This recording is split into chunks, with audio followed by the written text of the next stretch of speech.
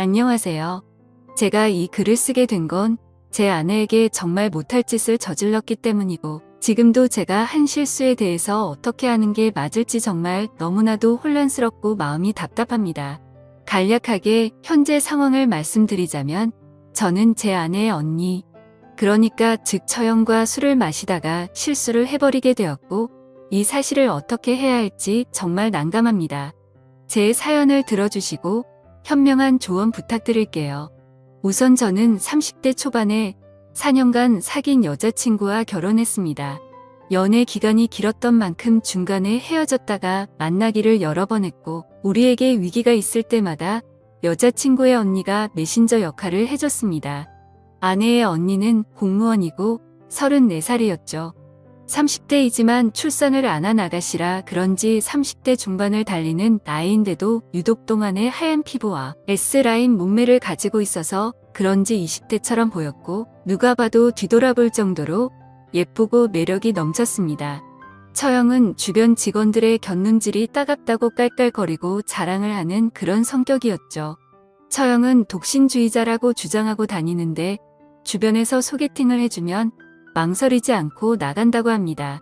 일단 공무원이니 소개팅 제의가 많이 들어오는 것 같더라고요.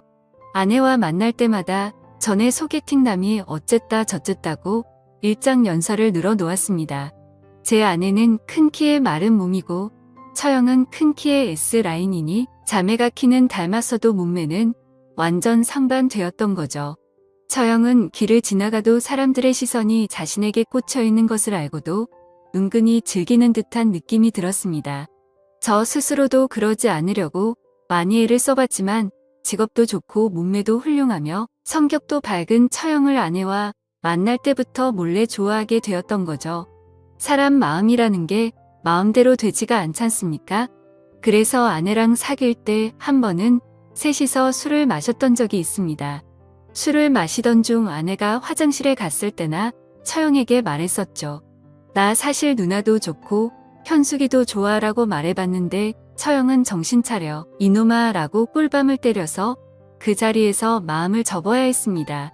하긴 내가 자매를 두고 양다리를 걸치면 안 되는 걸 알았기에 당연히 아내에게 집중하고 결혼까지 골인을 하게 되었던 거죠.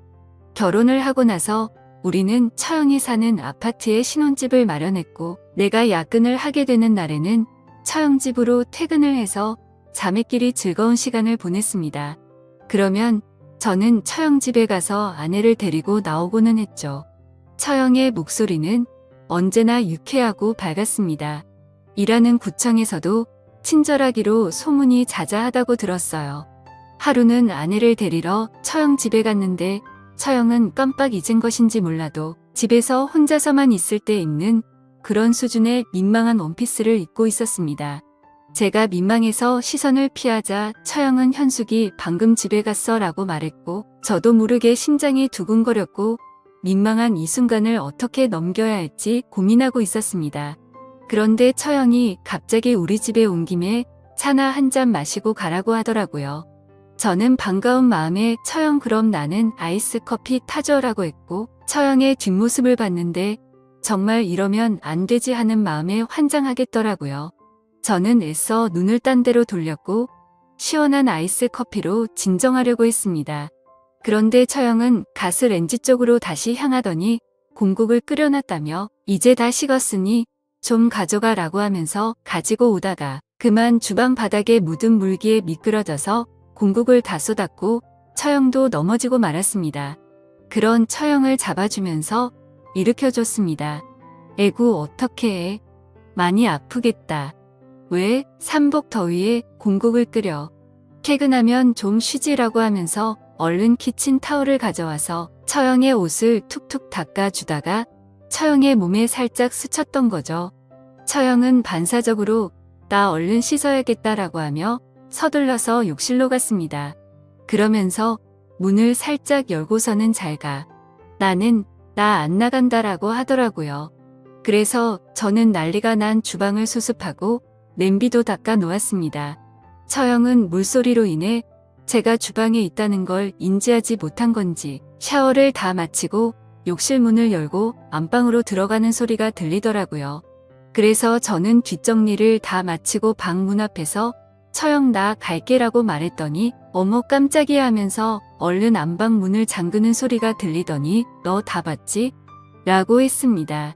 저는 하나도 못 봤으니 걱정하지 말고 안심하고 잘 자라고 인사를 하고 집을 나왔었죠. 저도 진짜로 주방에서 뒷정리를 하느라 정신이 없었고 그냥 별 다른 생각이 없었습니다. 하지만 솔직히 그날 이후로 마음이 싱숭생숭했었죠.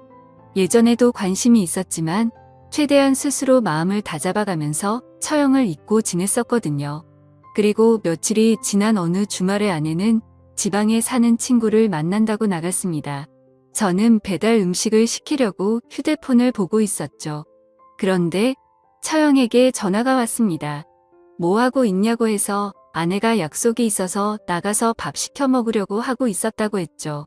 그러자 안 그래도 현숙이가 너 밥 안 먹었으면 챙겨달라고 부탁했다며 오랜만에 우리 낮술이나 한잔 하자고 하면서 집 밖으로 나오라고 했습니다. 근처 매운 등갈비찜 집에서 소주를 마셨는데 처형은 평소 주량이 소주 한 병 정도로 알고 있었죠.